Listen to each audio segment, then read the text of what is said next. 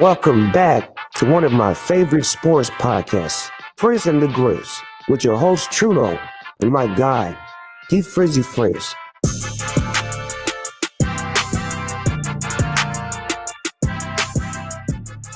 Hello and welcome back to the Frizz and the Grizz podcast. It's your boy Trudeau. Thank you for joining us live Tuesday, October 15th on Twitch, YouTube, Facebook, or next day on podcasts, Apple, Spotify. Follow us all the places, press all the buttons, like, subscribe, review. I am struggling to get through this little preemptive prompt about all that stuff because D just came busting out into his frame wearing glasses, just acting a fool, trying to throw me off to start the show. D, how are you doing, man? I'm doing phenomenal. And I'm not just wearing glasses, but shout out to the birthday boy and his birthday gift. This is from my boy Prime. Yes, these are Dion stunner shades right here. Mr. Dion Prime Sanders. It's too bright in here. It's too shiny in here. A hell of a win, a hell of a comeback from them Tigers. So I figured I'd sport the hoodie and sport the stunner shades for the whole show because it was a great win on Saturday. Oh, I'm sure we'll talk LSU in a minute. And I'm just embarrassed that you're wearing Deion Sanders glasses. What? These things are fresh. Like, you want to talk about like a Sean Taylor type visor? Like, remember the visors that people used to be able to wear? The rainbow visors back in like early 2000s. You can't wear them now. These things are fresh. Like, this is legit reflection. Like a mirror. I can see perfectly out, but you can't see shit in. These are some phenomenal glasses. Big shouts, for Q for hooking your boy up with a great birthday gift. That was a good friend right there. Were you ever a visor guy playing football? I was. And I think I got pissed off on having a visor because it would consistently rain. And I'd be like, fuck! It'd be in a corner, really hard to see when your shit's fogging up and whatnot. So yeah, I was visor when I was primarily just like a wide receiver / running back, but when I had to play a corner, I had to take it off. I always thought wearing the visor would be cool, especially a shaded one where you can't see the person's eyes. Yep. Well, yeah, definitely some downfalls. You get a little smudge in those things. Like, I wear glasses, pain in the ass, keep them clean. I would not want to wear a visor now. Awful. But that's why I went in with the eye black though. Like, I went full face covered. No sunny games and whatnot, and night games, you're still wearing eye black like it's going to do anything. But that intimidation factor, baby. Everyone knows when you look better, you play better. 100%. Look good, feel good, play good. They pay good, baby. Deion Sanders in the house. What I'm saying. Those Deion Sanders glasses are getting to your head, I think, because you're talking like Deion right now. I don't like this one bit. You need to take them off. Damn right, baby. They staying on for the whole show today. Oh boy, it's going to be a long show.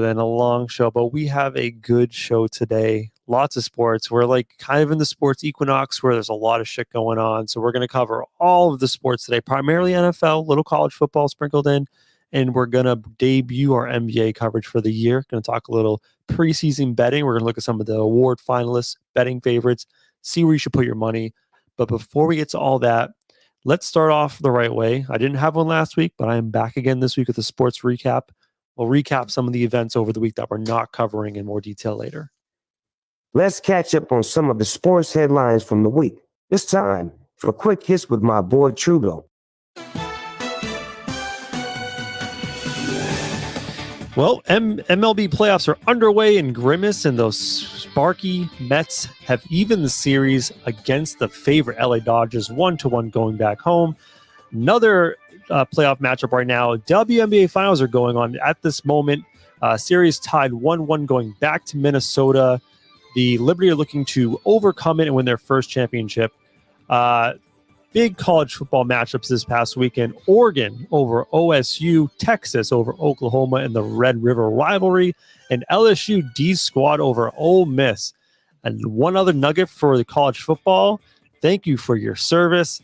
Army and Navy both ranked in the college football top 25. This is the first time it's occurred since October 3rd, 1960. We already talked NBA. Tips off in 1 week from today with the Knicks, Celtics, Timberwolves, Lakers. Let's see. Little nuggets from the NFL. quote out of Steelers camp is Russell Wilson is, quote, on track to start week 7, has been taking first team reps. And finally, in some sad NFL news, I would say favorite to be like the best defensive end in the league, Aiden Hutchinson, broke his leg in the game this week against the Cowboys and is done for the season. Terrible news, but that is our sporting update for the week. All right, D. A lot of info in that. First one to start, jump off the page, just because I'm so ready for this to be the team or teams that wreak havoc. Big shouts to Army and Navy. Top 25 for the first time in over 60 years is insane. And they're not just like beating teams. They're beating the brakes off of teams, right? They're not like skimping by. And if you guys haven't been able to watch an Army or a Navy game, take a look at it. It's fun because it's not just like your typical triple option, but like it'll be run, first down, run, 70-yard bomb, touchdown pass. Like it's explosive play after explosive play for both teams. And I got a little skin in the game because of the whole college football, EA Sports college football game. I did a rebuild season with Army. So like it's cool seeing, some of the players that I've been using for the past couple seasons in my league on TV and be like, yo, I know him. I know him. He's good. He's really good. And then touchdown. So big shouts to Army for that. Yes, and a little nuance to the Army-Navy thing. I know we talked previously about Army-Navy football. How amazing would it be if we had undefeated Army versus undefeated Navy? Winner takes all to go to the college football playoffs. Guess what, D? Bad news for you. They play Notre Dame. Disrespectful by the college football playoff committee. They actually decide who makes the playoffs before the Army-Navy game. Really? Yes, the college football playoffs are set a week before Army-Navy. So they wouldn't even have any type of implication for it then. Nope, that is bullshit. College football playoff committee hates the service. They don't want to do anything right. Bullshit. And just like that. I didn't realize that was playing in the background. Little Army drum line for you in the background. I was like pushing shit. I was like, did I leave my video game on? I'm trying to figure out what that was. But yeah, that's a crazy story. Obviously, some really big college football matchups this weekend. I watched a good amount of LSU versus Ole Miss, dude. I will say this, like, yes, LSU won. Watching the game, I don't believe LSU is a serious contender to actually win a championship this year. They looked really bad for most of the game, at least the first half of the game. Mm-hmm. Difficulties running the ball, even their offense with their quarterback throwing the ball, at times it's just not spectacular. They pulled off a big win. Love it, but they're not a contending team, in my opinion. I would say they are a team that may not win the national championship, but they could make some noise if they actually make the playoff. They can win a round. Yeah, like I would say they are, a typical Brian Kelly team, 10 wins, right? Like this is what typically happens with them. And because of their loss, they'll probably lose another game between now and the conference championship, which would keep them out of the college football playoff bye. But they may be able to squeak in if they get a couple of these wins. They beat Oklahoma, they beat Texas, they beat Bama. They play these teams and they beat them prior to the conference championship. They could squeak in, win round one, and then who knows what happens after that. But yeah, their offense and their defense both, Jackson Dart is a pretty good quarterback, and he was picking them apart all night until he couldn't. And they left the door open with some possessions, and we were able to take advantage of it. Nussmeier made some ballsy throws, I'm not going to lie. Made some terrible passes that led to interceptions, but he made some ballsy passes in that game. One of them specifically being on fourth down. What happened with, because I was watching LSU, what happened with the Oregon OSU finish? You said there was something Brian Windhorst conspiracy about that one. Yeah, so there's two things. First one I'll go over because it was seen in both the LSU game and in the Oregon game. So it's going to come up soon. I don't know when. You're going to play the sounder? You don't got to do it right now because number 2 will be for that. My first point is these injury timeouts, they got to go. We got to figure something out about that. And we were taught, you and I played ball for a long time. If you're hurt, just go down. They'll stop the clock. They'll figure it out. They'll bring somebody out. Most of the time, they don't even make you waste the timeout because it's injury related, unlike the NFL where you have to use a timeout at a specific time. That happened in the LSU game. LSU caught a pass. His arm was down. No, sorry, it was an incomplete pass. He caught it, looked like it was a catch. but they called it catch, and they got up to the line, and one of the defensive linemen just fell, and they were like, "Oh, blow the whistle." The LSU's getting ready to snap it. They go to a commercial break. Lo and behold, they review it. Oh, incomplete pass, and it's like they were ready to snap the ball, but he faked an injury to not use a review for the booth to review it to then get the overturned call. I get it. If you want to get it right, you review it. That's not the point of it. It's more of the fake injury. Same thing happens in the Oregon Ohio State game. Late in the game, late drive, player goes down for Ohio State, fakes an injury. All right, they get a timeout, essentially an extended play. And then, the game rattles off. Now, here's where I have a bigger issue. Go ahead and play it for me.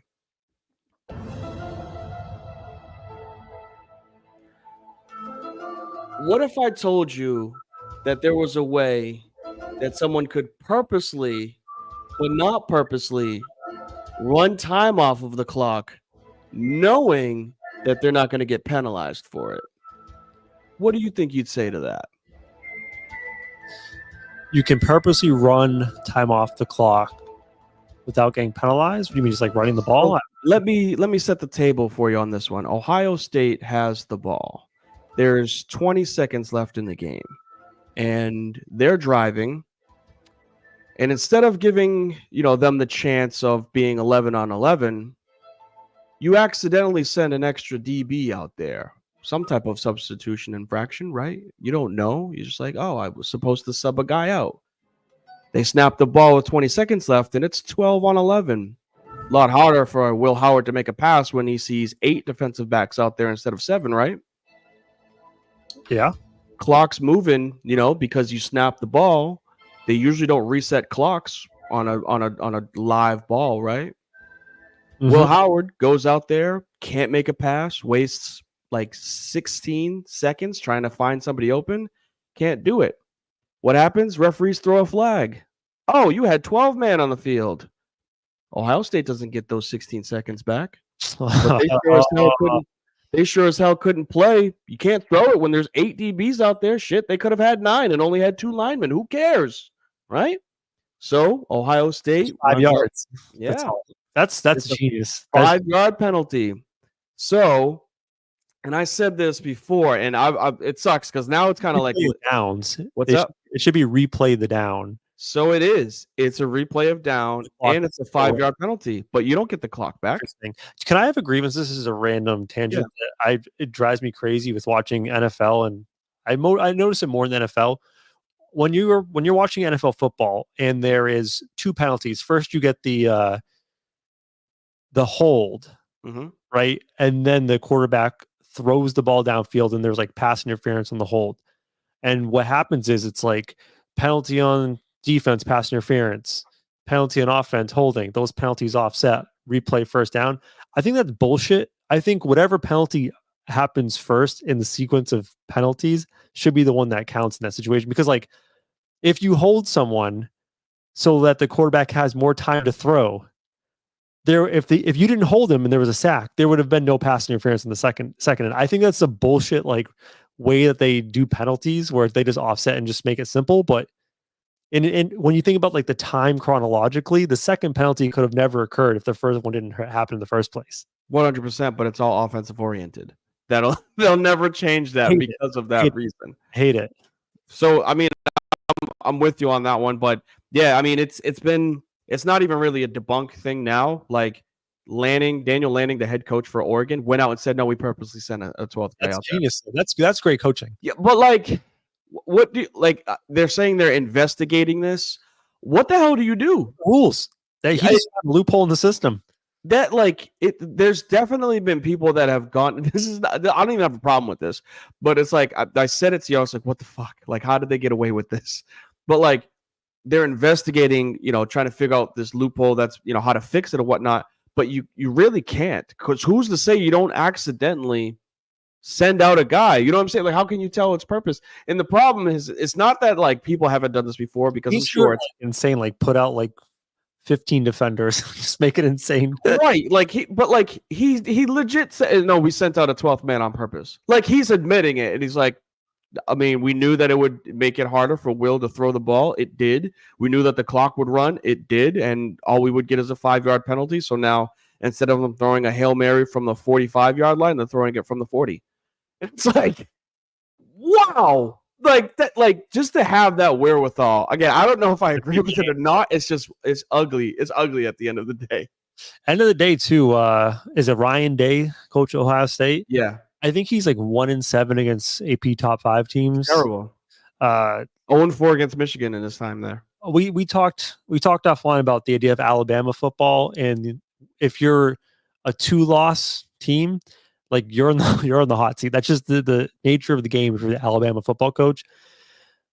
I feel like Ohio State's somewhat in the same boat where like it's unacceptable to be less than excellent. And I'm surprised Ryan Day has survived this long being this bad in big games against good teams. Like they dominate bad teams. But in the margins where you need to win, they have a tough time winning against really, really good teams. He's been on the hot seat for the past couple of seasons, and I wouldn't be surprised. I don't think they lose to Michigan this year. He's done. Yeah, I don't think he loses to Michigan this year. I think he finally gets over that hump, but it's going to be a beat-up Michigan team, and I don't think that that's going to determine his job. But if he loses a game outside of Michigan, yes, I think he's done. I don't understand. I don't want to call for the man's job, but like he's definitely underwhelmed with all of the talent that Ohio State has had for the past 4 or 5 years. Go in and out of that school. We're talking C.J. Stroud was a quarterback for that school. Like, just think about that, right? Like he's had some talent go through, even at like wide receivers, Chris Olave, Marvin Harris Jr. They got a couple of studs right now, Mbeke or Mbweke. I can't remember how to pronounce his last name, but they got studs right now, and they're just as good when it comes to producing talent into the NFL as your Alabamas or your LSU's or SEC teams. But they just can't get over the hump when it comes to winning the big game. I didn't even mention Alabama barely squeaking by. Did you see the end of that game? Yeah, the onside kick. Yeah, crazy. Yeah. And that team looks sloppy. Alabama. They don't look focused right now. Yeah, very strange week to go beat a week and a half, go beat Georgia, then lose to Vandy, and then squeak by South Carolina. They're such a hot and cold team. There is one team in college football that from start to finish has looked like the juggernaut best team in the nation. Oh, that's Texas. Yeah, hook 'em horns. They look good, and it doesn't matter who's back there throwing the ball. They beat the brakes off of Oklahoma. I wasn't expecting that. Points. I looked at it and I was like, "There's no wait. It was 3.5, 17.5. Yes, 17-point favorite." I was like, "There's no way. It's a rivalry game.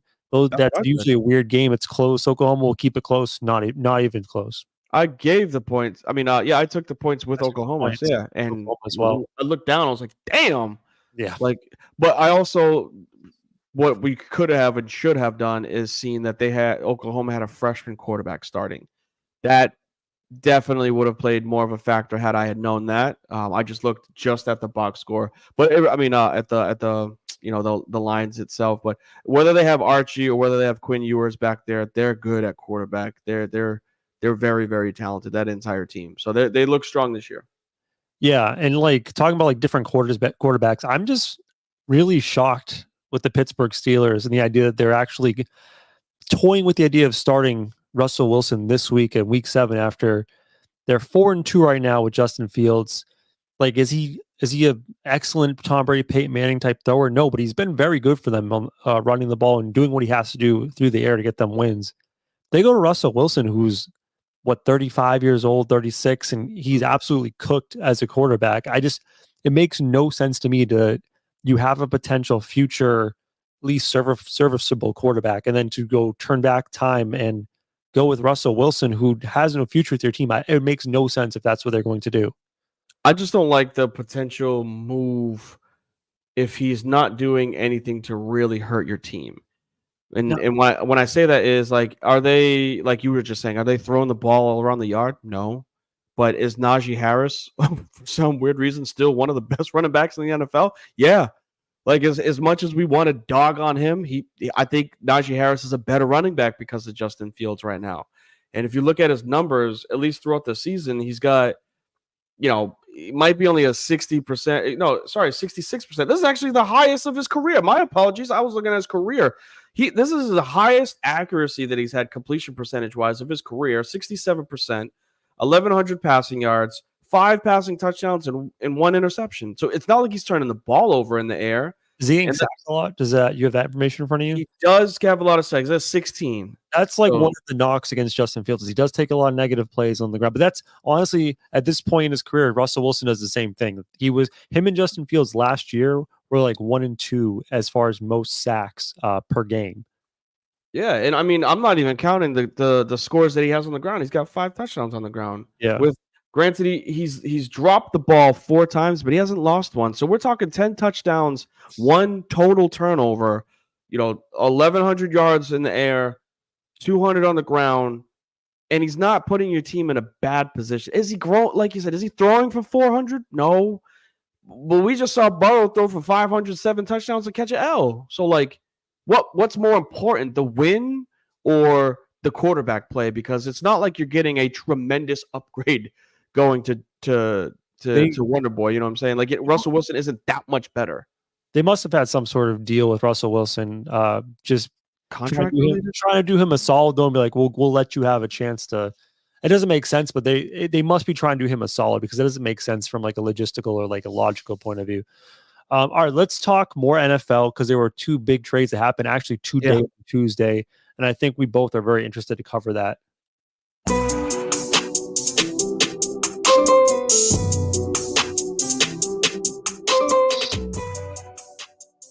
Let's start with the bigger name and Davante Adams going to the Jets. I think it was a 2nd or 3rd. It's a conditional draft pick, I believe, that they got for him. I don't know what the conditions are on that to make that into a 2nd round pick. Do you know? I saw a little bit of it. I don't want to say the wrong, but I saw it on Twitter. It was like involving him having to make a all-pro team, the Jets having to get to the conference, the AFC conference. Yeah. It's like stipulations that, like, I was like, I mean, even this trade, I don't see them just making the AFC conference championship. All right. First, I'll throw 2 questions. I have my opinions, but I want to hear yours first. Number 1, was the trade worth making? And number 2, does it actually change the Jets' future significantly? Because they're 2 different questions, right? Yeah. I would say the trade is worth making because you're going to get more familiarity in that locker room with Aaron Rodgers. But does it do anything for their future after this season? Absolutely not. Absolutely not. I don't really think it does much for them to win more this season, but I think you may get more comfort out of your quarterback by having Davante Adams out there. I thought Garrett Wilson was going to be Davante Adams 2.0, essentially, right? Like we thought he had the skills for it. He made an incredible toe tap catch last night. We're just like, he's got the skills to do it.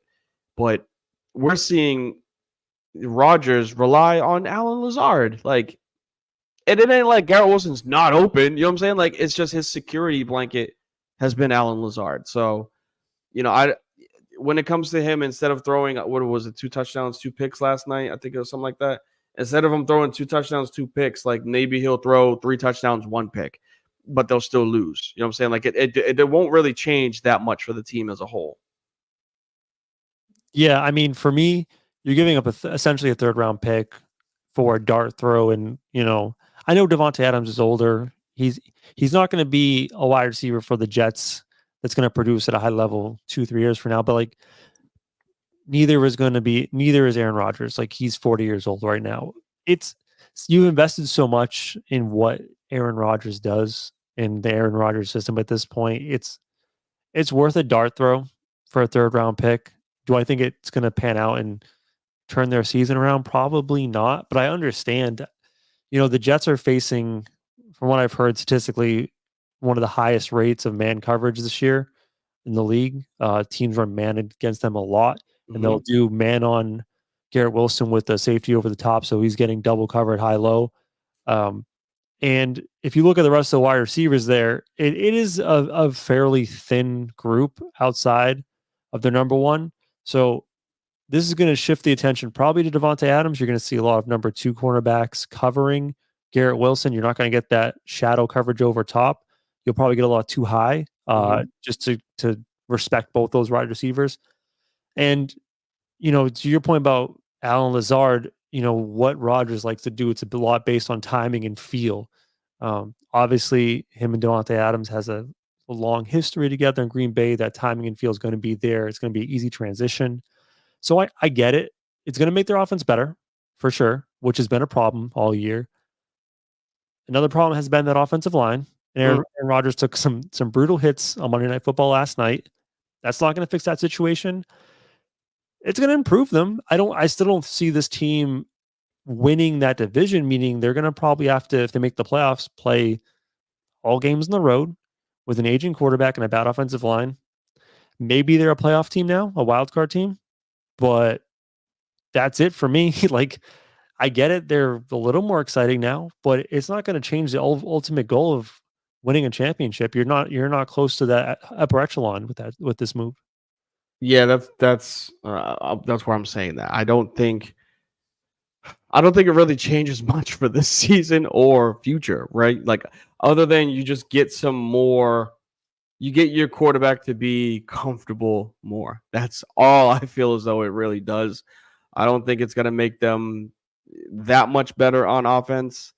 I could put my foot in my mouth and all of a sudden they explode because of what you just said. They can no longer do the single high safety, one in the box, one over the top, and handle Lazard and all of the other non-factors at the wide receiver position for the Jets. But I don't know. I look at Devontae Adams and I'm hoping that there's something left in the tank. But who knows? We said that when Julio Jones went to the Eagles, right?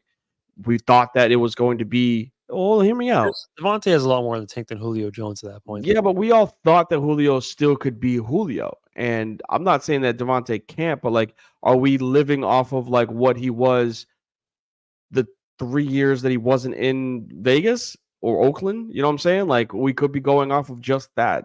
And who knows? He still showed flashes in Vegas. He's still good in Vegas. I think the issue with the Vegas situation was the quarterback play has been so bad. He's got Aiden O'Connell, and then they brought in Gardner Minshew this year. It's that's not going to really cut it. And they had another quarterback last year outside of Aiden O'Connell, I believe. I just can't remember who else was playing for the Vegas Raiders, but I still think he's got it to a degree. Do I think he's Green Bay Packers Devontae Adams? I don't know. He might be still, but either way, that's going to be an upgrade over what they have in Alan Lazard. And was it Quinton Williams was the other receiver with the Jets? I'd have to check, but I was looking more for the quarterback situation for the Raiders last year. It was Jimmy Garoppolo and Brian Hoyer.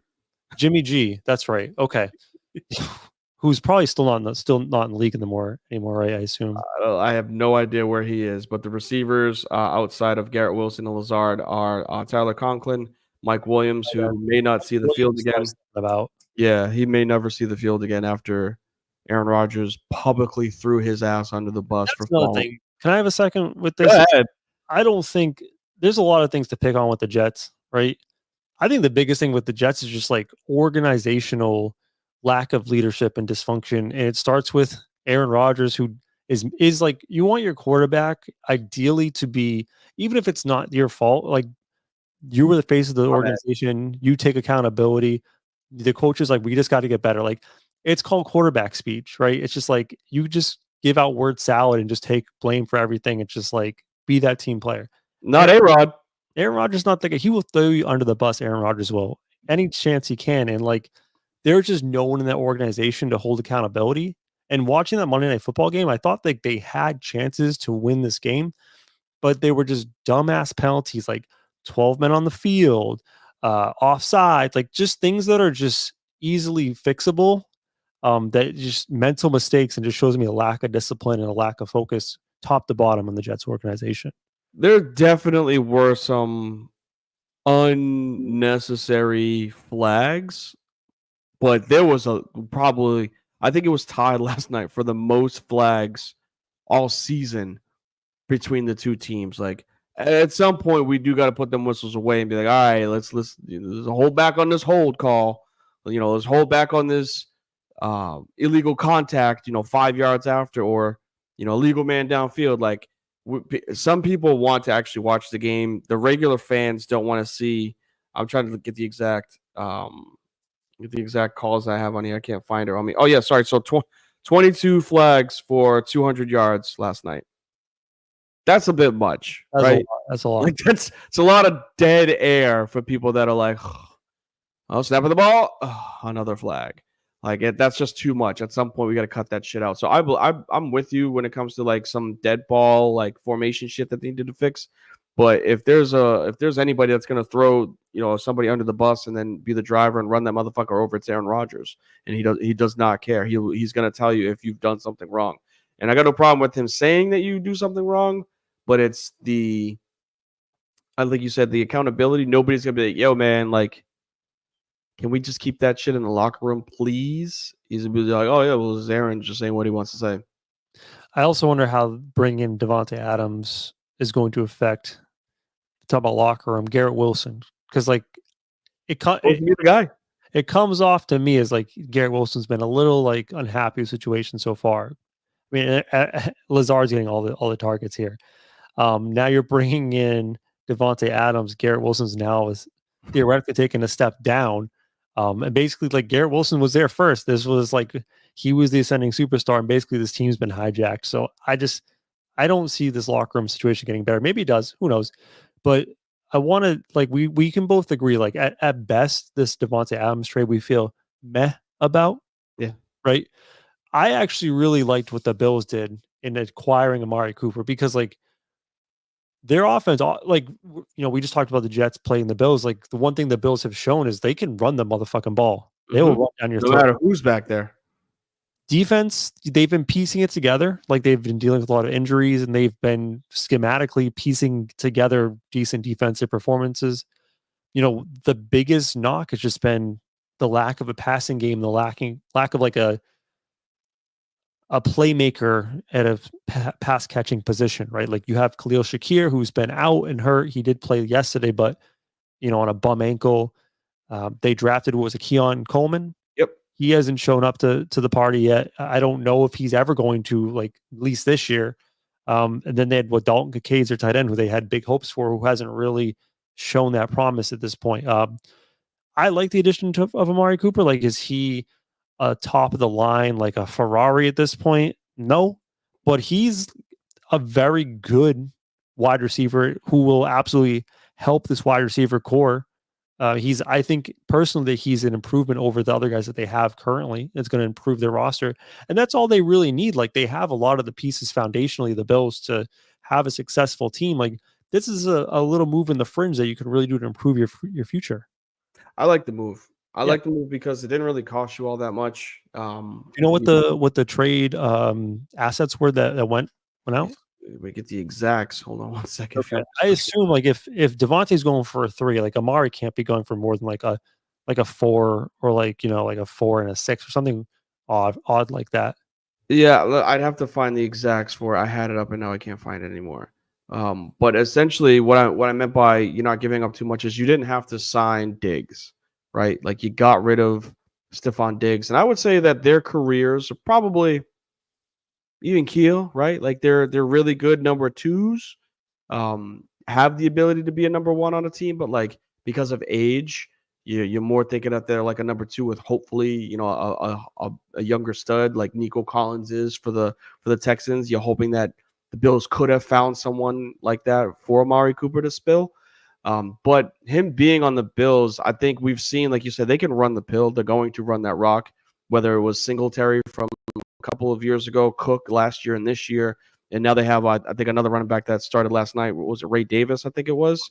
He looks real good. Great. Like he looked great. You got a 6'6", 250-pound quarterback. It's gonna do some things for your running game because you got to worry about either Josh Allen keeping the ball or handing it off, right? So like it's gonna help. But throwing, you'll see it take off a little bit more pressure. I don't think that Cooper is gonna stretch the field for 100, 110 yards per game, but he'll get you those first downs that are needed. He's a great route runner. He's got a great catch radius, and he always has because he's a bigger wide receiver. So I think that's right up the alley of a Josh Allen. Just get me somebody that I know that I can rely on to get me their first down. Well, the thing that I like about the Bills trade for Amari Cooper that I did not like about the Jets trade is like if we think about where these two teams are and how close they are to the ultimate goal of winning a championship, like the Bills are in that top echelon of They're closer, yeah. Super Bowl contenders.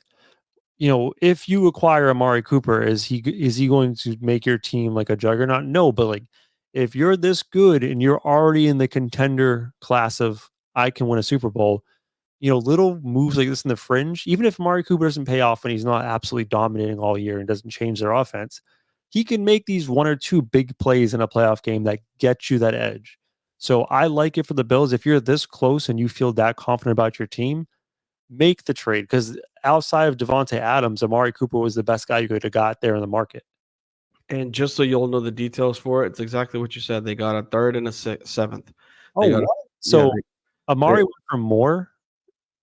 Amari Cooper went for a third this year and a seventh next year, but they received Cooper and a sixth this year. Okay, so they got something back as well. Yeah, okay. they got something back. Yep. So I mean, 3 and 7, but like 7 next year. Whatever. They're never gonna put up whatever Amari Cooper can get you for this year. So like at least you do for that. Third, maybe a little high, but at least you get a sixth. Who knows if you can flip that for something in the third round? We saw the Bills trade back in round 1 this past year, not going after Xavier Worthy. So like who knows what they can actually do with those trade picks. Yeah, I mean, I'm a little surprised that Amari Cooper's trade value was somewhat close to Devontae Adams. So, I mean, Devontae Adams was a third, maybe a second, which we both agree, like the second probably won't convey. I think the caveat with Devontae though is he only had certain teams that he would go to, knowing that he may not want to re-sign with them.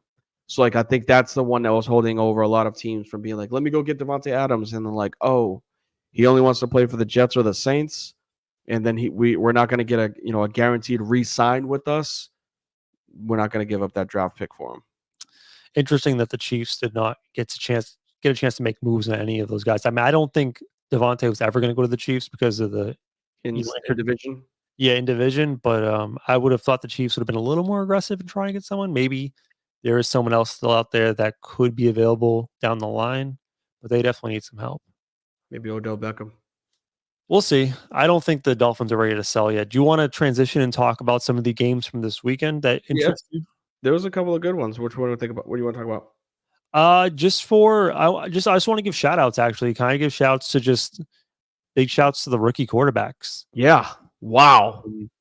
Obviously we've been singing the praise for Jaden Daniels, so I'm not going to talk on Jaden Daniels right now because we've been all about Jaden Daniels for weeks at this point.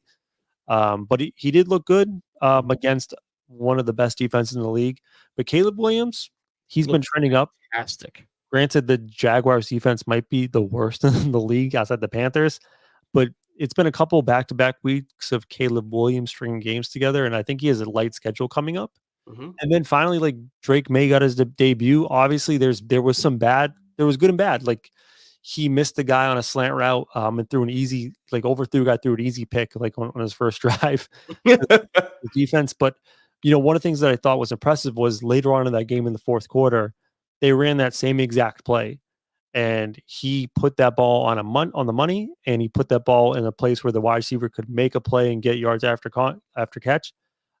So it shows me like that he's going to be guys not going to be rattled by a bad moment in Drake May, and that he did show some flashes as well. He had like a big go route for a touchdown or something like that. So I thought Drake May looked really good, and Patriots fans should be kind of optimistic about what their future holds with him. I would say, and I'm as much of a bigger Patriot hater as anybody out there. As much as it was a 41-21 game, yeah, Houston controlled it by all means, but May didn't really pass you out of the game. And what I mean by that was he didn't make a mistake and then not learn from it or try to bounce back from it, because it's not easy to throw touchdown passes in the NFL. Like you can't just roll out a quarterback and just do it. We see teams try to, and look what happens, right? So to throw 3 and throw 2 picks like in your first game, I don't think that that's bad, especially in the fourth quarter when you were able to drive down what I think one of their drives, they went 8 plays, 70 yards. Like that's not easy to do. And he was able to drive down and then got a 35-yard touchdown pass to Pop Douglas. And it's like, that's what you want, right? Like you just want to be able to show some flash that, okay, he may not be able to get us the win, right now, but he's showing signs of being able to at least control and handle an NFL offense, and that's a positive. So as much as I, try to shit on the Patriots as I could, I look at this game, I was like, hey, there's some promise to this kid. I did also want to shout out my Bucks. Yeah, Tampa Buccaneers, man, 4-2 right now. This is one of the best offenses in the league. D. I know, like there's going to be bad games for everyone, and the Saints defense was absolutely atrocious in this game. But I am super bullish on the Bucks. I don't think should they be considered a Super Bowl winning favorite? No, but in the back of my mind, D, there's like a 4% chance that the Bucks win the Super Bowl. Like they're at least in a team where they're a team that if they won the Super Bowl this year, you would look back and be like, I guess I could see that. Like it wouldn't be like a complete blow your mind. Like what the fuck? Well, bet now then, because you just may not get the wide range of emotions that you got from this game in any other game for the rest of the season. Meaning they looked great in the first quarter. They went up 17-0, and I was like, damn, this game's over. They just threw a pick six. I don't think. I'm sorry. It was was it a pick six, or was it a block punt? It was a fumble. It was a fumble. Sorry, Carlton Davis. Yeah, the fumble, scoop and score. Well, Winfield had one too, and his was brought back, and I was just like, all right, cool, man. Like 17-0. This doesn't look good. And then Baker went out and did the old Baker things and had like 2 straight drives with interception. I was like, oh, that's the Baker I know. And the Saints came back in it. The Saints scored 20 in a row. They went up 20-17. I was like, what the hell's going on? They give up a touchdown before the end of half, 24-20. And then the Saints scores 27-24. I'm like, all right, this is just a back and forth game. But to your, I would say to the pleasure for Bucks fans, then they ripped off 4 straight touchdowns. And it's like, if they can get rid of the turnovers, then yes. But if Baker goes back to he was making those turnovers that you saw him make when he played with the Browns, just snap, throw it. I don't give a shit, my guy. I got a better arm than you got better defense. He can't do that, right? Like he's and this is banged up Saints defense that I thought they would be much better, and they weren't. When it gets tighter into the end of the season, you want to see first half and fourth quarter Baker more than you want to see second quarter and third quarter Baker, because those were 2 different, and you get in the realm of Jameis Winston area in big games. You don't want that. I'm still bullish on the Bucks, man. They're 4-2. And you know what? One of those losses, they really should have won in that game against the Falcons, where I think they had like a 95% win probability, made some dumbass plays at the end and lost the game. The last thing I want to mention, then you can get into whatever you want, NFL Week 6, was, did you see what happened with Nick Sirianni after the game? Yeah, the flipping off the crowd. He didn't flip off the crowd, but essentially, yeah, say what you want to say now. What do you want to say now? I hate that type of shit. Yeah, so for those who are unaware, the Eagles won a squeaker at home against the god-awful Cleveland Browns, and obviously Sirianni has been the ire of a lot of scrutiny, both media and fans alike. They do not like him. No, he's the head coach of the Eagles. They had a rough year last year, and he's been getting a lot of crap, and rightfully so. I mean, I don't think he's very good at what he does. But it's obviously getting to him, and they got the win, and he basically went around, taunted the home crowd, talking shit. And then after the game, I assume someone in management came to him like, yo, you got to say something. And basically he was like, I'm sorry, I'm not sorry. Sorry for being not sorry at his press conference. He gave like a BS apology. This seems like, and I heard this analogy earlier on another podcast. There's a Mina Kimes show. It's a good NFL podcast. She's good. She's good. But she's like, Nick Sirianni reminds me of the bus driver driving like the elementary school, middle school kids to school. Like, yeah, you're technically in charge of the bus, but like there is shit going on everywhere and you have no control over it, and you're about to lose you want to just lose your shit grabbing the wheel, just so angry. That's like Nick Sirianni as the head coach of this team, because he's already thrown his offensive coordinator under the bus once. We've heard on record that his quarterback decided to just like go against his play calls last year. And I heard some weird thing today about like the quarterback and him don't even speak during the game. Like they just him and Jalen Hurts? Yes. Well, there was friction between between Sirianni, Hurts, and Kelsey. I remember that being a big thing. Yeah. It was either last year or the year prior. May have been like the year that they went to the Super Bowl. So yes, I have heard that. The whole thing in Philly just seems like a powder keg, ready to blow. And Sirianni has absolutely no control over this organization. He has no control. The offensive coordinator is doing what he's doing. Defense coordinator is doing what he's doing. Sirianni, what do you actually do? What is your job? Because like, if you're not managing people, if you're not calling plays or calling defense, what do you do? What are you doing, man? He just happens to be on the field. And remember, there was a lot of people that didn't like him when he got hired. He was the guy that was very nervous at his presser, right? Yes. If I remember correctly. But your explanation, or Mina Kimes' explanation, I couldn't think of anything else besides R.I.P. Chris Farley. Billy Madison? Yeah, like that's like, God damn, we're going and all this. Like that's Sirianni, like just pissed off. He literally can't do anything. Kudos for Jalen Hurts for at least, I don't know, keeping them afloat and getting them that win, because they looked like a better offensive team with A.J. Brown back. Saquon has kind of came, a little bit. He's settled down and he's brought himself back to the mean in regards to how all the running backs are in the league. But they just happen to be playing against one of the worst teams in the NFL. That's the only reason why they got this win, is because they were playing Deshaun Watson on the other side. If they were playing anybody else, maybe the Panthers, they would have gotten the win against them. But any other of the 28 other teams, they definitely would have got lost.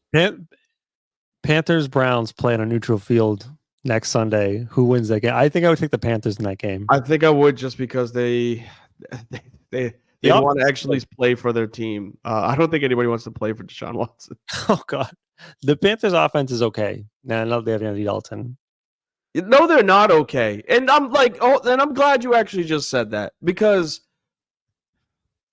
when people say, well, they scored 20 and they could have done such and such, there's a clip, and go look at it, because it's just how I can't stand announcers.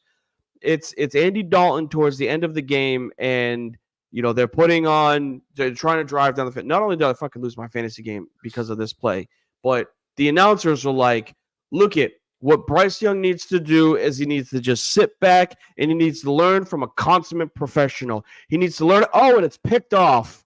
Like, the announcers are literally trying to hype up Andy Dalton, blow him if they could, to shoot down Bryce Young, and Andy Dalton throws a fucking pick. It's the announcer curse, man. Yeah, like shut up. Like, there's no need for the Bryce Young thing is gone. It's dead. It's been gone for 5 weeks. You benched him.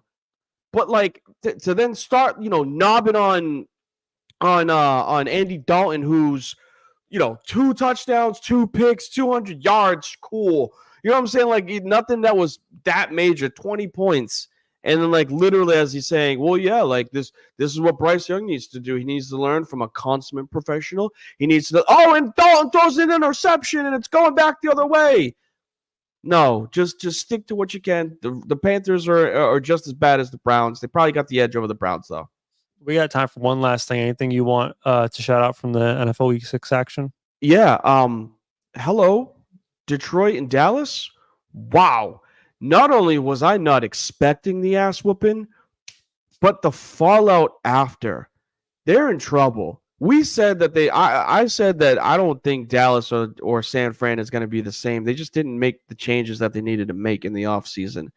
And my goodness, does Dallas look really, really bad. They can't get help on the run game. They're relying on Dak to bail them out of every situation. And not to say that he can't, but he can't. You know what I'm saying? You can't just expect him to go throw the ball 50 times a game and not turn the ball over or make a mistake. No quarterback in the NFL could do that, let alone when your defense, I know they might be missing some players, but the Lions are pretty good.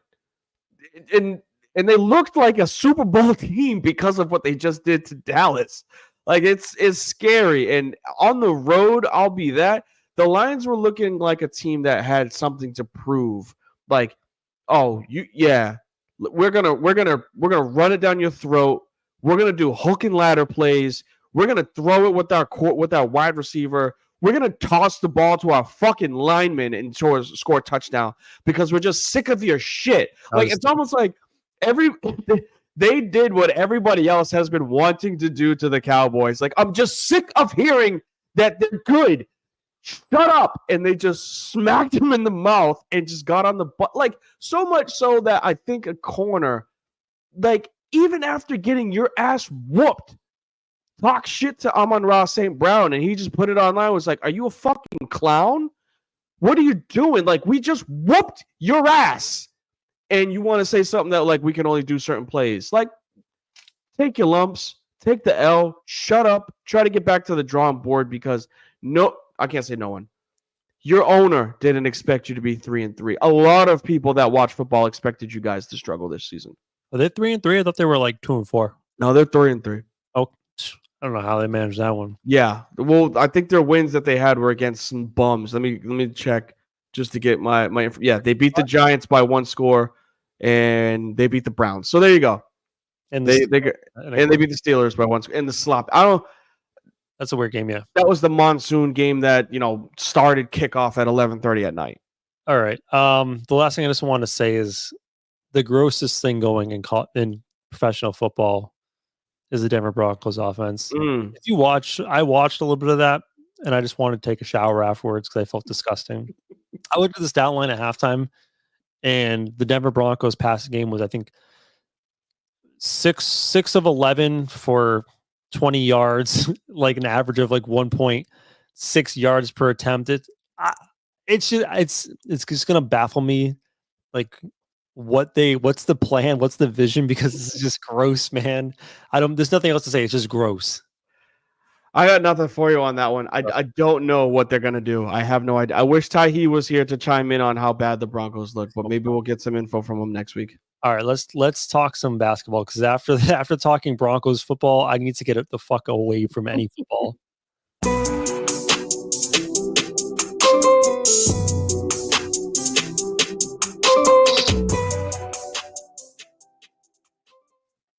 Here comes the money. Here we go. Money talk. Here comes the money. Money, money, money. Dollar, dollar. Dollar, dollar. Ching, ching, bling, bling. All right. So one of my favorite things to do to preview any sort of sports season, whether it be football, basketball, baseball, what have you, is look at some of the bets for the upcoming season. It kind of gives us an idea of what Vegas is thinking, the future of the team will be, or the league. And today we're specifically going to focus on a lot of awards bets and maybe some other stuff around the betting world for NBA. But I wanted to start with awards bets because I thought it was an interesting way to talk about some of the players for the season. By the way, D, a week from today, like I said earlier, the NBA season tips off. So let's pull up some of our betting lines. So I don't know where you want to start, D. I thought we could start with the big one, the big daddy of them all, the regular season MVP. Yeah, I like that one. So right now we're looking at the betting odds for MVP. I'll give you the favorites in order. And a little bunch at the top. We got Luka as the favorite, followed by Jokic, SGA. Then a little farther back, Giannis, Anthony Edwards, Tatum, Brunson, Wemby. If I'm betting this thing, D,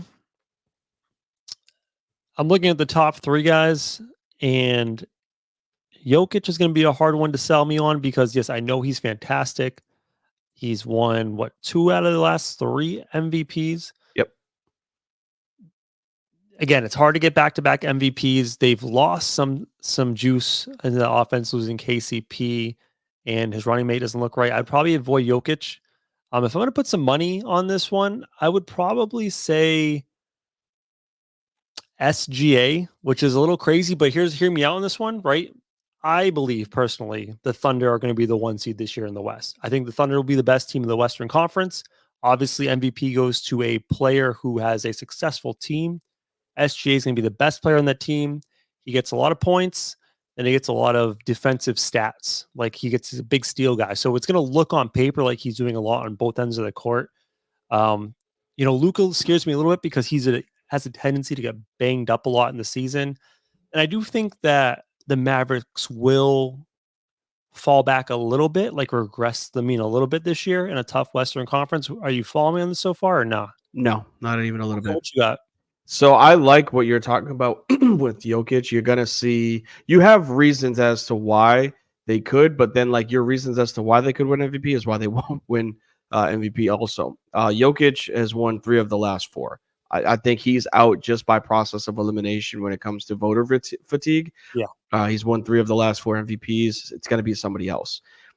Luka, I think you're hearing more rumblings of how can somebody be the best player in basketball when they don't have one side of the basketball, and that would be defense. I think that's going to hurt him in regards to, unless he's just like averaging a triple-double every game and he's not missing very many games, I just don't think you're going to see him be an MVP when he's not bringing anything defensively. Shea, not to say that he can't win one, but I think there's a glaring miss for you, and that's Giannis Antetokounmpo.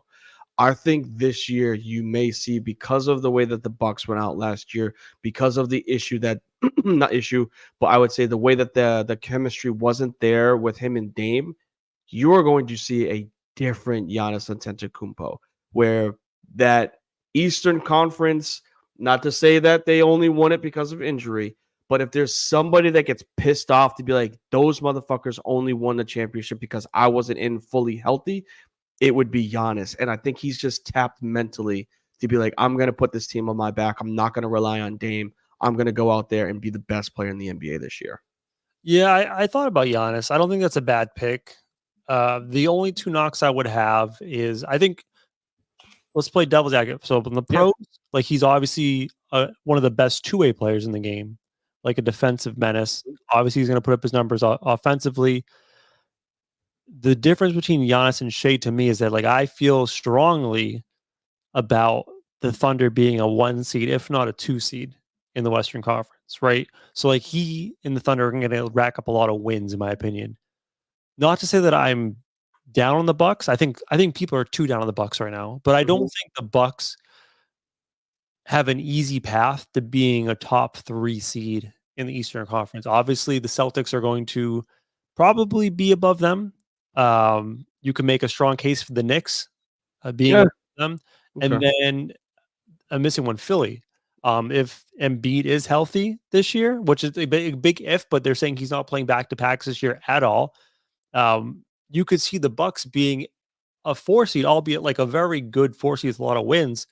If you're looking at SGA with a 1 or 2 seed in the West versus a 4 seed Giannis, unless Giannis has a absolutely mind-blowing season, I think voters go SGA in that scenario. Not to say you're wrong. I don't believe in Philly when it comes to being a top 3 team, just because we already saw Paul George just get hurt. Yeah. Who knows what the hell could happen? That was an ugly looking injury. I don't know the length of it, but like, somebody's leg hyperextends. Ugh. Non-contact injuries are always the worst. But yeah, I agree with you on the Shea boost because of standings. I agree with you on that. But I also think that because his team will be good, that may hurt him individually, versus like, he could go out there and he could do his thing, but then Chet could have a good game, right? We've seen games where it's not Giddey anymore. Who'd they just trade for? Because Giddey was there. Caruso's there now. Yeah, like we may see games where Caruso takes over when it comes to like defensiveness, right? Like, I'm not saying that it can't be Shea, but with the numbers, he will. What I'm saying is, with Milwaukee, it is Giannis. You know what I'm saying? Like, that ship runs with just Giannis. It doesn't run with Shea. For other guys in OKC, and Giannis has a running mate in Dame. Does he right now though? Yeah. Though, you did mention that you were like, hey, they have another year of Giannis and Dame getting chemistry. I did hear a report that I found a little troubling from the Bucks, is that Giannis and Dame did not do any work together at all. They work together in training camp and stuff. Yep. Outside of that, like individually, outside of a team setting, they didn't, not once linked up. Well, there goes my MVP vote. Which is weird. You would think, they would want to get together. I'm just looking down this board just to look any flyers. I don't think there's any flyers I put money on. The only interesting one that I would maybe think is interesting, but I wouldn't feel strong, maybe $1 bet. Kevin? No, Tyrese Halliburton. Yeah, Just because he was very, very good before the injury last year. That was my only knock. Yeah, that derailed the season, but he's plus 10,000. And Tyrese is a guy who can rack up a ton of points and assists. And that Pacers team could be like a sneaky dark horse, as like a Cinderella team to get a 3 seed. So like you're looking at a guy who can put up a ton of numbers, do different things on the court, and he has a storyline of like, hey, he propelled this underdog play-in Pacers team to like a 3 seed this year. You know what I mean? So I don't know. Is Indy a potential NBA champion contender? No, but if they made it, There's your answer right there. if they made it to the conference finals, and this is a regular season award, but if they were a conference finals team this year, I wouldn't lose my mind. I'd be like, okay, I could see what they've been building. Only reason why I say that, listen to the past MVPs compared to where their teams should be or finished. Jokic did win an MVP as a 6 seed. He did, but was Denver always a contender for a championship? Yes, because Not his first MVP. Not his first MVP. Well, people started complaining about him. Maybe you're right on that one. I know people started complaining about him winning back-to-backs and saying, how can you get back-to-backs without being a title contender? And then you end up winning a title. So like, you shut people up. But I'm with you on that. I don't mind that. Like I said, it's not something that you throw the mortgage on. No. But you got a couple dollars that wouldn't be just based off of values at plus 10,000. Like that's really big for a returning bet or value wise. All right, let's hop to rookie of the year. These odds are interesting. I don't know where I would go with this one. So rookie of the year odds right now, odds on favorite is Zach Edey, the big man out in Memphis, followed by Reed Shepherd, Zachary Richardson, Alexander Sarr, Stefan Castle. I don't know how to pronounce this other gentleman's name, Matas Buzelis. I think you got it. They kind of falls off after that don't connect. One of them that I think Zach Edey is deservingly. So here's the thing, and I'm not saying anything right now. Rookie of the year is a couple things. Number one, you need opportunity, so you need to get minutes on the court, and number two, you need to have usage, and those two things are hard for rookies to find. I think with Zach Edey, you have the opportunity because he will get a ton of minutes in Memphis, because they don't really have a ton of options at big. He's going to probably be the starting center. As far as usage is concerned, I don't think he has a high ceiling for offensive usage because of the guys around him on that team, but he does have the potential of racking up blocks and being a defensive menace. So I could see why he's the favorite. The only other guy that really interests me on this list, and I'm out on Reed Shepherd just because how deep the Houston Rockets are in their backcourt. Alexander Sarr interests me for rookie of the year. Number 2 overall pick out of France. He's going to a very bad Wizards team. And I'm trying to think who's on that roster. Obviously, Jordan Poole's a hawker. He's going to get his shots. They still have Kuz. Outside of that, like, there's not a ton of dudes on that team that's going to take a ton of shots for Washington. Alexander Sarr interests me in the fact that I think he could see a lot of usage this year, and he could make a case statistically for offensive or for rookie of the year. I don't think it's going to be particularly efficient, but like he's going to probably put up some good numbers because they're going to just be a trash team and feed him the ball. I can agree with you on the Sarr side of things because it's the Wizards. I think Ja is going to love Zach Edey being down there for as much as you may have clowned him, saying he's not an NBA player. I'll take my call there. Yeah, man, I think he is more skilled than Boban, but the same size, right? When it comes to post presence. And we saw, Valanciunas be successful with Jonas Valanciunas, right? That's who was there? Yeah, Jonas actually is in Washington as well. Okay. But we saw him be successful, with Ja by his side. And I saw a nice little, hey, hing, and Edey caught it and slammed that bitch. I was like, hey, man, that was good feet work down there. But I think you're missing out on a big name just because of pace of play, and that's Zachary Richardson. I think he falls right in line with Trey's get up and down the court. If I don't got this shot, let me get it to my 6'9" shooter. And he lets that bitch fly. Like in this game, you just said opportunity is a thing. Like he's gonna get the opportunity. If he's in that starting lineup, which I'm pretty sure your number 2 pick in the draft is gonna be in your start. He was the number 1. Okay, Star was number 2. I always get the Star was number 2. I always get those mixed up.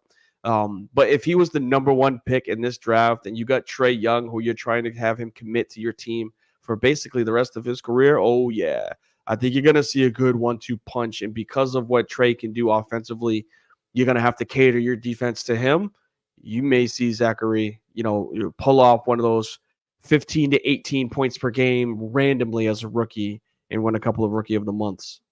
Yeah, the only thing I don't like about Ricochet is like he is not a great he's not a great shooter. He can shoot, but he's not known to be like a spot up shooter. He's more of a ball handling guy. Mm-hmm. I view Trae as like going to be a vacuum as far as having the ball in his hands, and I just question how much opportunity Ricochet will have because there are going to be a lot of mouths to feed there. They really like what's that kid's name? The stretch forward, Jalen Johnson. So looking for.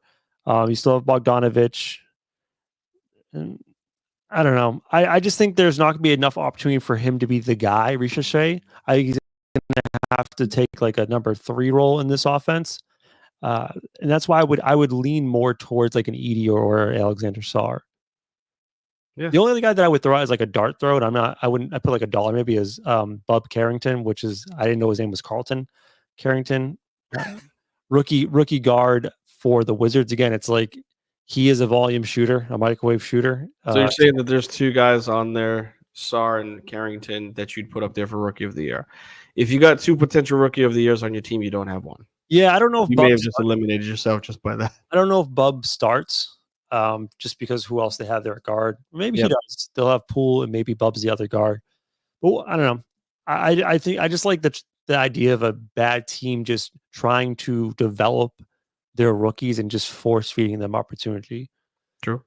I'm not too excited with most improved player. I mean, you can make an argument here or there about who. A bullshit one. Victor Wembanyama is most improved. I mean, if Victor, he's the odds-on favorite right now for most improved favorite, but it's not like a strong projection. It's plus 750.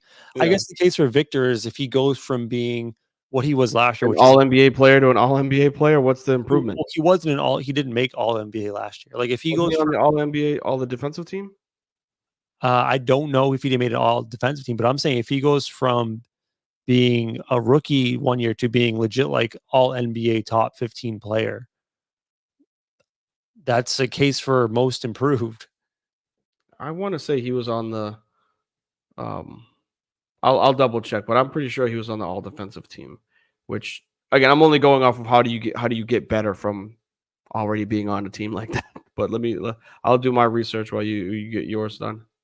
No, I was going to bounce over to Coach of the Year. Yeah, he made the all defense first team last year. Okay. I mean, if he goes from just an all defensive team to all defensive team and all NBA. And all NBA, like that's all NBA is a super difficult award to win. I thought this was interesting. Defensive Player of the Year. Do you see the odds on Depoy? I would imagine it's heavily favored by Victor, and it is. Yeah. Oh my goodness. Yeah.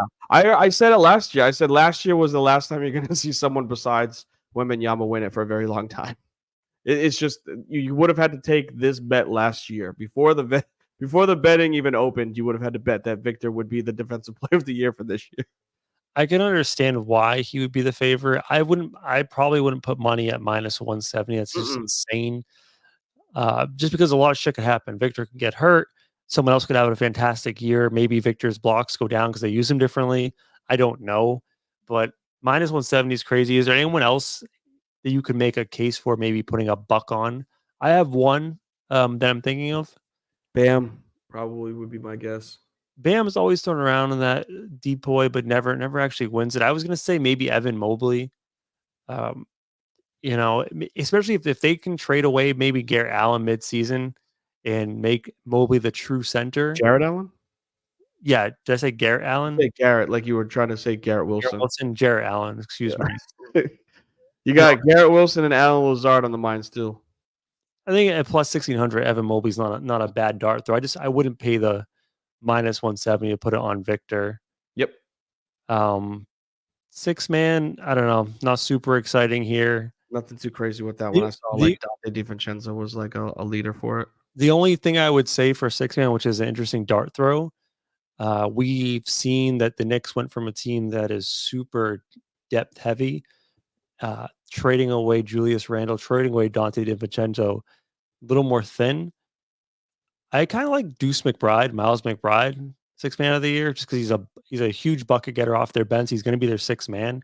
He's going to get the opportunity to cook when Jalen Brunson comes out of the lineup. So I don't think that's a bad dart throw plus 2,500.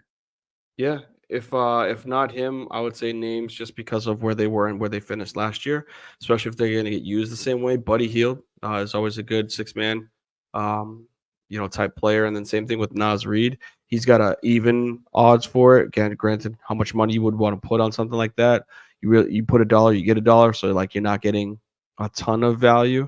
But he finished up there. I said last year he was going to be finishing in the top 3. He could potentially win it. And I think just because the end of the season when he got hurt for a couple of games, he missed out on it. But then he performed in the playoffs, and we saw that he is one of, if not the best, bench player in the league. Do you have any interest in coach of the year? Not really an interest. It's good to see that, they think that Houston's going to be up there when it comes to finishing. If you got Udoka as head coach of the year, Tibbs in New York, obviously. Mazzulla, I don't think he'll ever win it. Mosley, who's he coach for? Orlando Magic, baby. Okay, so maybe you see one of those type players, type coaches get up there because they finish. They outkick their coverage. I think they did it last year, but if they do it again this year, what did they finish? 5th seed or 4th? We were the 5th seed. Yeah. So say you host a first round playoff series. Who knows if you could obviously kick the doors down for something like that? I got a dart throw for coach of the year, but it's an ugly dart throw. You gonna say Chris Finch, huh? No, I'm thinking of coach of the year usually goes to someone who coaches a team that usually overperform what was thought of them, or potentially, hear me out here. What if you are coming in as a coach and the previous coach was a scapegoat for all the failures? And what if you came in and you magically had success? I'm not going to vote on JJ Redick being that guy. Mike Budenholzer with the Phoenix. Oh, okay. No, not JJ Redick. I'm just saying Coach Bud has an NBA championship, very respected coach. I don't think he's ever won. Maybe he's won coach there. I'm not 100% sure. He may have won it with the Atlanta Hawks, but obviously last year you saw, who was their coach? He was the Lakers coach, Vogel. Yep. Frank Vogel was the scapegoat for all the Suns' dysfunction. Who says if Budenholzer comes in and the Suns become like a 3 seed this year, they're going to look at, well, what changed? Mike Budenholzer, he fixed everything. Coach of the year, like not a bad dart throw. Yeah, you see some value behind that. Last question for you. Yeah. I saw a bet that I'm interested in doing. I'm not sure if you're on board with this, but it was for conference seeding. It was the Boston Celtics. Over under 1.5 seed. So basically it's like, will the Celtics be the 1 seed this year? Yes or no? No. I am leaning no. I want to go under. Yeah. You're with me on that, right? Yep. And this isn't even a knock. I think because of what they were able to accomplish last year, and I said this offline, they are now a flip the switch team. They don't have to worry about the regular season. They have to worry about getting a home court in the first round, staying healthy, and just getting to the playoffs. That's all their worries are now. It no longer is, we got to be the best team in the league to show that we're the best team.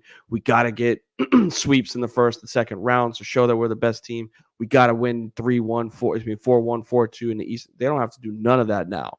They just have to make it to the playoffs, be a top 4 seed so that you can host a home series and let the chips fall where they may. So I don't think that they take their foot off the gas because clearly they're one of the most talented rosters in the NBA.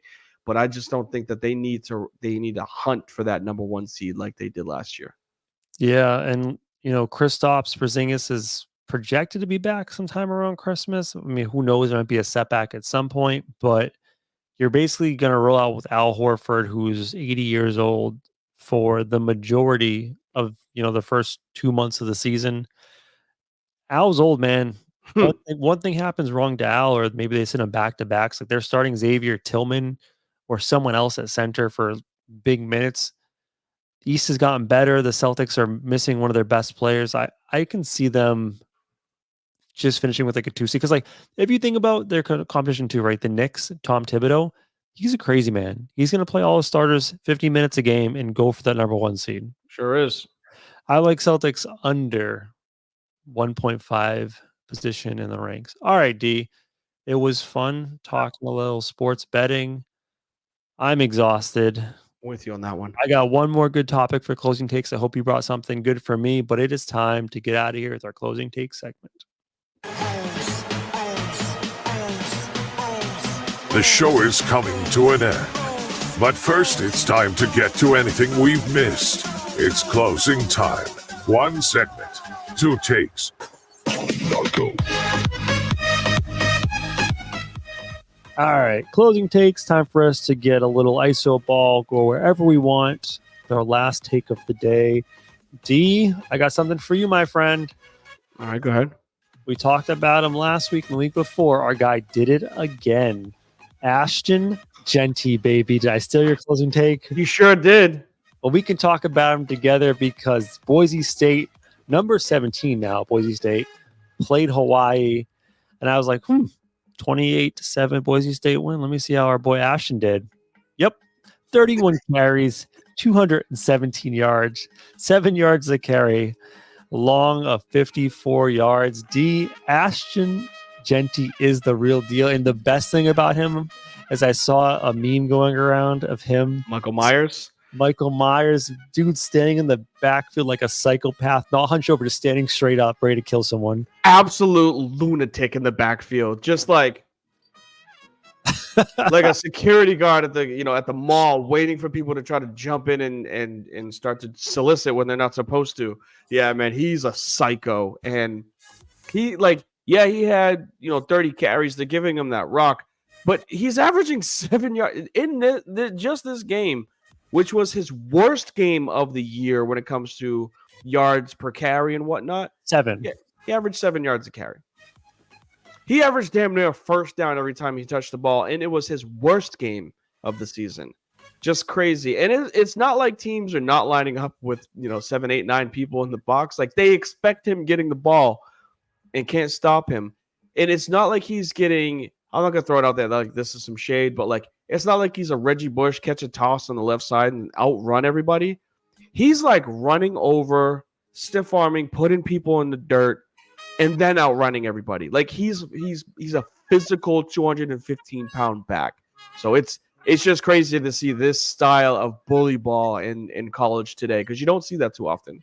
Bro has 1,248 yards and 17 touchdowns in 6 games. Unbelievable. I hope he breaks it. I said he was going for Barry, and I wasn't kidding. He's going for Barry's record of 2,500. Oh, he could do that. Hope he can do that. There's things that can happen in the world, and we don't wish that on anyone. But I'm hoping that he can stay this healthy and get that record, because that'd be dope to break. Since we're looking at this, I do want to see if he's the Heisman favorite, because right now I'd have to think he would be the Heisman frontrunner with what he's done so far. Yeah, Dylan Gabriel is probably up there too because of the game he just had with against Ohio State. Travis Hunter, even if they have 2 losses, the two-way player is something that's unseen. So I would say the top 3, if there's a bet out there, is probably Dylan Gabriel, Ashton Genty, and Travis Hunter. That'd be my guess. I can't find the odds, but we'll look and revisit next week. So I'm sure next week we're going to be talking about how insane this dude is. I'm sorry I stole your thunder, D. Yeah, I was trying to look, but I was like, I don't even want to do this justice. I think we can knock it out of the park, agreeing that Ashton Genty is an absolute psycho at running back. By the way, so this dude's a psycho. Do you know how many stars of a recruit he was coming out of high school? 2. You looked it up. 2-star recruit. No, I could just tell. I didn't look. I swear, on my mom, I didn't look that up. I could just tell that if you're that big of a running back, he's 5'9", 5'10", 215. Probably runs a 4.4. I'm not gonna say he's 4.3 speed, but he's probably 4.4. If you're playing for Boise State, it means people don't think that you're good, because he's not a sophomore, he's a junior. So like he's been around for a while, and people just now figuring out who he is because he's running for damn near 2,000 yards in 5 games. Good for him. I'm hoping Boise State keeps it going and finds their way in the college football playoffs. That'd be so much fun. Sure would be. All right. Speaking of fun show today. D, is always a pleasure, man. Good to talk a little football and basketball with you. Yeah, I like it, man. We're at the go ahead. No, I say, but get us out of here, man. Yeah, we're at the peak of sports talking. We're a week away from the NBA tipping off. We got midseason NFL action going crazy, and we're hitting the heart of college football scheduling, conference games. I don't know how much, if there's a better time, if there's a better month of the year. Plus, it was your boy's birthday last week. But like we're saying every time that we are getting up out of here, make sure that y'all hit us up on all of our platforms where you can find us social media-wise, podcasts. You can go to Apple Podcasts, Spotify, Facebook, Twitch, Twitter, X, obviously if it's known by that. YouTube, I can even say you can find us there. Website's at the bottom, frizzandthegrizz.com. Please, please, please be a friend. Say something nice. You never knew what it could do for someone. When y'all are getting up out of here, or I would say walking around, because it's kind of brisk outside for some of y'all. I know up north it's brisk as shit. Here it's kind of nice. Please make sure y'all take care of y'all mentals. I still haven't hit the gym, but I'm still trying to take care of my physicals. Take care of y'all chicken. Take care of y'all children. And we'll catch y'all on the rebound.